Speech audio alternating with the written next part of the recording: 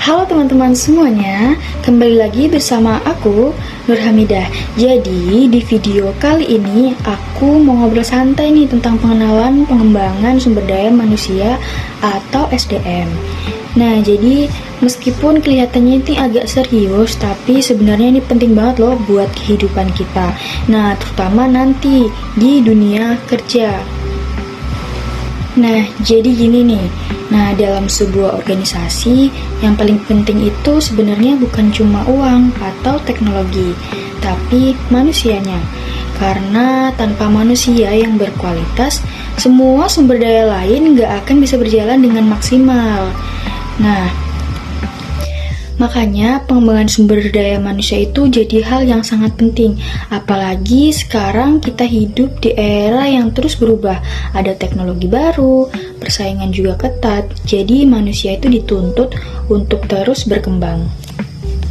Nah, kalau dijelasin secara sederhana, pengembangan sumber daya manusia itu adalah proses untuk meningkatkan kemampuan, keterampilan, dan juga sikap kerja seseorang. Jadi bukan cuma belajar biasa, tapi memang dirancang supaya kita bisa lebih siap menghadapi pekerjaan sekarang maupun di masa depan. Nah, dalam organisasi, pengembangan sumber daya manusia itu biasanya menyangkut perencanaan sumber daya manusia, pendidikan, dan pelatihan, serta pengelolaan sumber daya manusia. Contohnya itu bisa berupa pelatihan, seminar, mentoring, atau pengembangan karir. Nah, kenapa sih penting?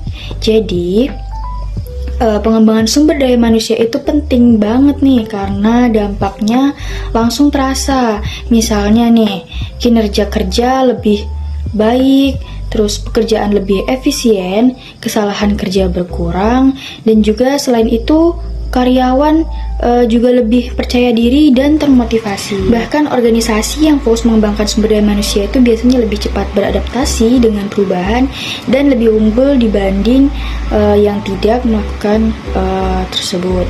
Jadi terus siapa sih yang berperan dalam pengembangan sumber daya manusia? Nah, sebenarnya semua pihak itu terlibat, mulai dari pimpinan yang menentukan kebijakan, HRD yang mengelola program, sampai karyawan itu sendiri yang harus punya kemampuan untuk berkembang. Karena kalau cuma organisasi yang mendorong tetapi tidak ada individunya nggak mau belajar, ya hasilnya juga nggak bakal maksimal. Nah, jadi pengembangan sumber daya manusia itu bisa dilakukan dengan berbagai cara loh. Nah, bisa di dalam organisasi seperti pelatihan kerja, coaching, mentoring, atau di luar organisasi nih, misalnya seperti seminar, workshop, atau pendidikan lanjutan. Dan yang paling penting itu adalah dilakukan secara terus-menerus, bukan hanya sekali saja, karena pengembangan itu proses jangka panjang, bukan instan.